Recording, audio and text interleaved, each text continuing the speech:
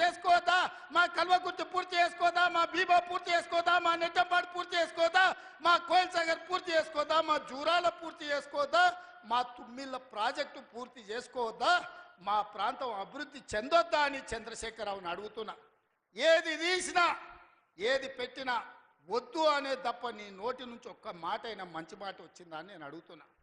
ప్రాజెక్టులు కట్టొద్దంటివి, భూములు సేకరించొద్దంటివి, పరిశ్రమలు పెట్టొద్దంటివి, లగచర్ల పరిశ్రమలు అంటే కలెక్టర్లను చంపడానికి చూస్తేవి.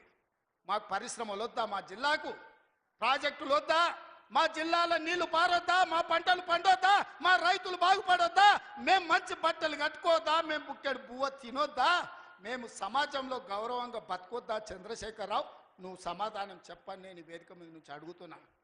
మాకు ఆత్మగౌరవం లేదా? మేము మీలాక దొరలు కాకపోవచ్చు, కానీ మేము రైతు బిడ్డలమే కదా, మేము గౌరవంగా బతకాలని కోరుకోవడం తప్ప మా ఆడబిడ్డలు వాళ్ళ పిల్లల్ని చదివించుకోవాలనుకోవడం ఏమన్నా నేరమా? ఎందుకు అడ్డుకుంటున్నారు నువ్వు, నీ కొడుకు, నీ అల్లుడు అని నేను అడుగుతున్నా. 12 నెలలు కానీ ప్రభుత్వం అప్పుడే దిగిపోవాలంటున్నాడు. 10 ఏళ్ళలో నువ్వు చెయ్యని పనులు మేము చేసినాం కదా. ఏం బాగలేదు పాలన. ఆయన కొడితే గట్టి కొడతాడంట. ఆయన కొడితే ఎంత గట్టి కొడతాడంట అంటే ఇక అది చెప్పనలవి కాదంట. నేను అడగదలుచుకున్న మా సోదరుడు, అయ్యా ఆయన గట్టి కొట్టడానికి ఫుల్లా ఆఫా? ఏంది గట్టి కొట్టడానికి? ఏం కొడతాడు ఆయన? కొడితే గిడితే ఓ ఫుల్లు ఓ ఆఫ్ గట్టి కొట్టగలడు, అంత మించి గట్టి కొట్టేది ఏందుంది? 10 ఏళ్ళు నువ్వు గట్టి కొట్టేటోని ఆయన ఉంటే, నిజంగానే నువ్వు గట్టి కొట్టాలంటే డ్రగ్స్ పార్టీలు ఫామ్ హౌస్లలో చేస్తున్న నీ కొడుకును వంగబెట్టి గట్టి కొట్టు, వానికి బుద్ధి వస్తుంది. ఢిల్లీలో లిక్కర్ దందాలు చేసి తెలంగాణ గౌరవాన్ని తీసిన నీ బిడ్డను దవడ మీద అంగబెట్టి గట్టి కొట్టు. తెలంగాణ పరువు తీసినందుకు గట్టి కొడితే వస్తుంది.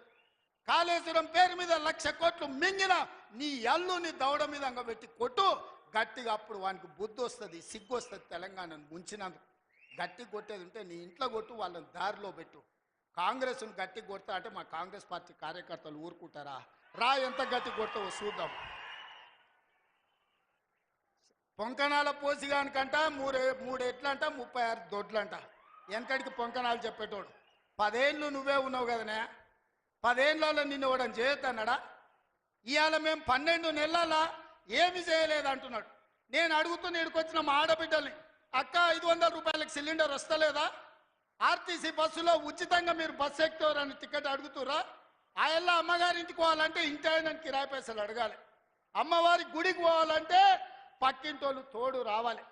ఇవాళ 500 రూపాయల సిలిండర్, ఆడబిడ్డల కార్తీలో ఉచిత ప్రయాణం, 200 యూనిట్లు ఈరోజు ఉచితంగా కరెంటు, 25,50,000 రైతులకు 21,000 కోట్ల రూపాయల రైతు రుణమాఫీ చేసినాం.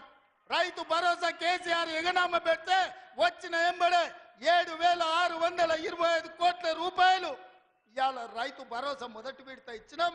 రెండో విడత ఈరోజు రైతు భరోసాల 10,000 కోట్ల రూపాయలు, ఎకరాకు 12,000 సంవత్సరానికి ఇవాళ మనం మొదలు పెట్టినాం. మార్చి 31